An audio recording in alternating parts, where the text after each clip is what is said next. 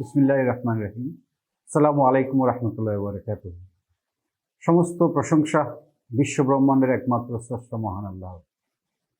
দরুদ ও সালাম বিশ্বনবী হযরত মুহাম্মদ সাল্লাল্লাহু আলাইহি ওয়াসাল্লামের প্রতি।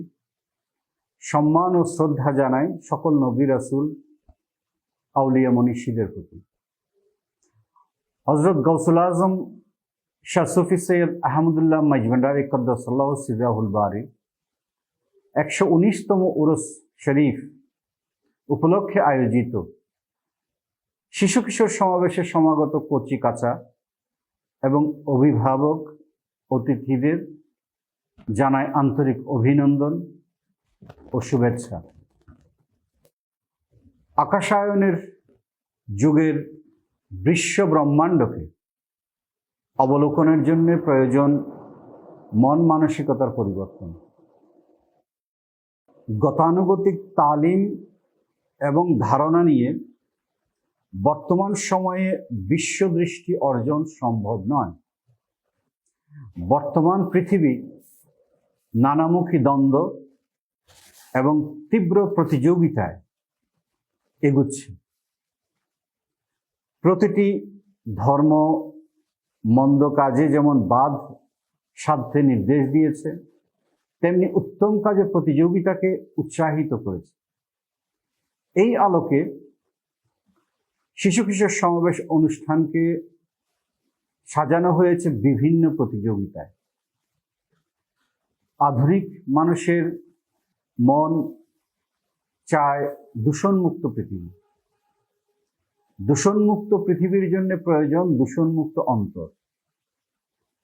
এটি মূলত মানুষের অন্তরে অতি তৎপর ইচ্ছা অনিচ্ছার রূপান্তরেরই প্রকাশ পায়। উত্তম ইচ্ছা নিয়ে সুস্থ প্রতিযোগিতার পথকেই সুফি পথ তথা পবিত্র পন্থা হিসাবে মনীষীরা চিহ্নিত করেছেন। আজকের শিশু কিশোরদের কোমল প্রাণে আমরা চাই সেই অনুপম পবিত্রতার দোলা দিতে। এই জন্য গাউসুল আজম মাইজভান্ডারী কদ্দাসাল্লাহু সিররাহুল আজিজের উরস শরীফ উপলক্ষে আমাদের আয়োজন 17তম শিশু কিশোর সমাবেশ। আমি আসমানের অসংখ্য তারকারাজির মতো নক্ষত্রের প্রচ্ছায়ায় গুছিয়ে বসে থাকা সমাবেশে সমবেত শিশু কিশোরদের পুনরায় শুভেচ্ছা জানিয়ে মহান করুণাময় আল্লাহর দরবারে সকলের কল্যাণ কামনা করছি। আল্লাহ আমাদের সকলকে উত্তম হবার তৌফিক দান করুন। আমিন।